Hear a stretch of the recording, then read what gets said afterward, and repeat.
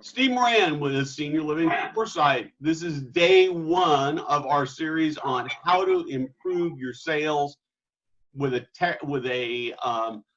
tip each day that you can put to work immediately. And I would add that we have a complete sales course that's available to you if you really want to put your game at a very high level, like a professional football player, a professional sports player. So I'm with Russell Rush, the inventor of the R3R1 system. And today, Russell, what I'd like to talk about is why it is so important that prospects see you as a salesperson, as a senior living expert. There really is very few things that are as important, because people want to listen to and they respect experts, and many times they'll do what an expert recommends, even if they really shouldn't in some cases, but in our case they should, which means they should use senior living. But they have to view us as an expert in order to listen to our advice. And one of our main advices is we want them to move their family member, or we want the resident to move in and live in the community to have a better outcome. So there's several ways that a senior living professional can present themselves as an expert. One thing, they need to be very knowledgeable about the operations of their community. They need to understand how everything works, including how their community makes money. It's very, very important that they understand this without getting involved in operations. They obviously don't want to get involved in operations. So how do I, as a salesperson, figure out if I don't feel like an expert, what do I do?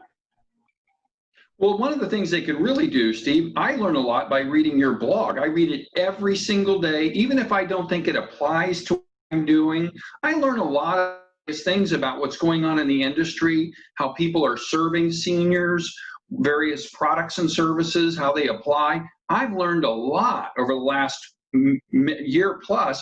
Every day, I never miss a day. I read every single article on Senior Living Foresight, and I read as much as I can in the general press about what's going on in senior living. It's just a good thing to know what's going on in your industry. It helps build up your expertise. Perfect. And then I would offer a couple more things, is to really to be curious about your community. Ask why they do things the way they do things. Don't do it in a way that feels jerky, but just to grow your knowledge. So that is so, so important, because nobody wants to buy from an amateur. Russell, thanks. Exactly. So if you're feeling like you're not an expert, go out and work on it.